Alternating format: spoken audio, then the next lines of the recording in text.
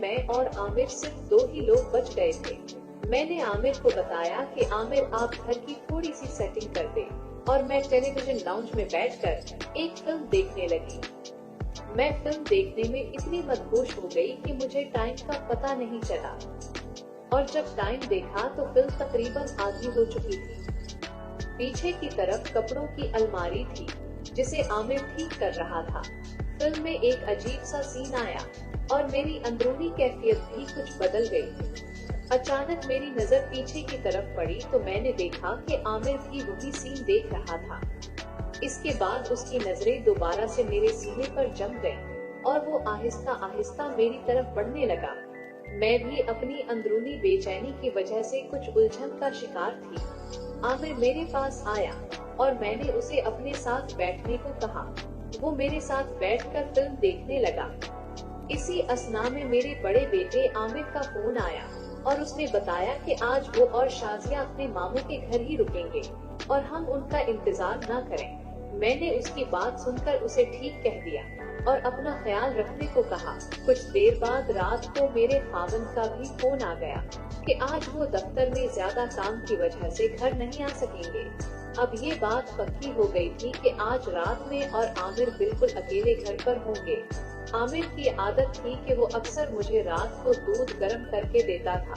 इस रात भी इसने एक गिलास दूध मुझे पकड़ा दिया और मुझे कहा कि शबनम बाजी रात हो चुकी है, आप भी करो सो जाएं। और मैं भी जाके सोने लगा हूँ। मैंने आमिर से दूध का गिलास ले लिया और टेबल पर रखकर उसको कहा कि ठीक हो गया, आमिर आप भी सो जाएं और मैं भी दूध पीकर सो जाती हूँ। लेकिन ना जाने क्यों मुझे इस रात आमिर पर शक हो रहा था कि आमिर कुछ गलत करने वाला है। इसी डर की वजह से मैंने वो दूध का गिलास नहीं पिया, बल्कि मैंने उसको छुपा लिया ताकि आमिर को पता न चले कि बाजी ने दूध नहीं पिया। थोड़ी देर के बाद उसे यही लगा कि बाजी दूध पी चुकी है, लेकिन असल में मैंने दूध को छुपा लिया था। रात काफी गुजर चुकी थी और मैं जागकर इंतजार कर रही थी कि आमिर वाकई कुछ गलत करता है या ये सिर्फ मेरा शक है।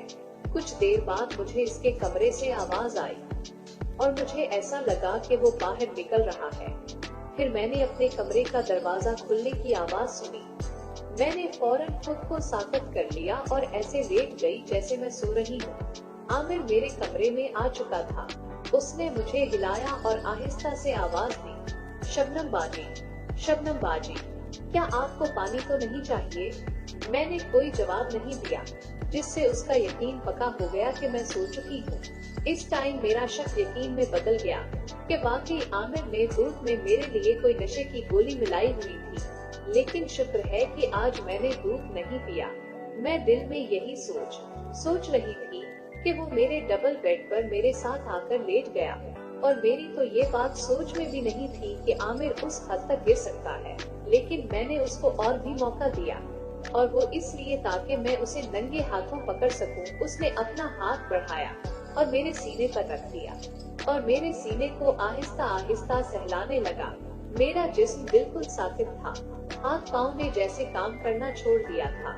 लेकिन इसी वक्त मेरे अंदर एक अजीब सी हिम्मत आ गई और मैंने उसका हाथ पकड़ लिया।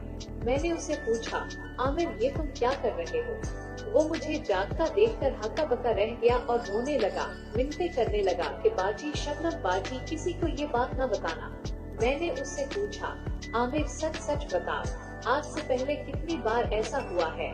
वो सारा कुछ मान गया और कहने लगा कि जब भी आपके खामिद और बच्चे घर पर नहीं होते थे तो मैं दूध में नशे की गोली मिलाकर आपको देता था और फिर सारी रात आपके साथ यही खेल खेलता था। ये सुनकर मैं गुस्से से कांपने लगी। मैंने उसे बताया कि मैं अपने खामिद को बताऊंगी और तुम्हें पुलिस के हवाले करूंगी। वो बहुत ज्यादा रोने और माफी मांगने लगा।